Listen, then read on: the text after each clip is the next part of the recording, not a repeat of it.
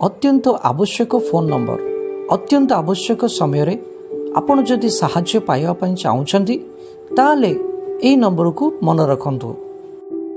जदि दुखर अछंती जहन लिखित सुसमाचार 14 अध्याय को पढ़ंतु।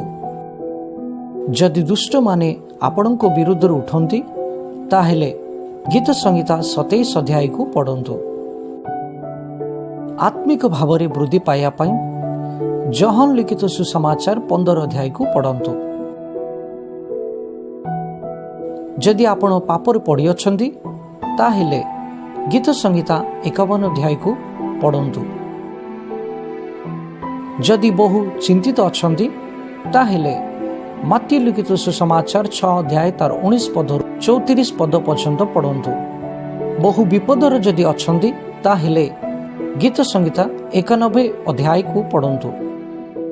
जदि आपण एकाकी यात्रा करंती ताहेले गीत संहिता 23 अध्याय को पढ़ंतु।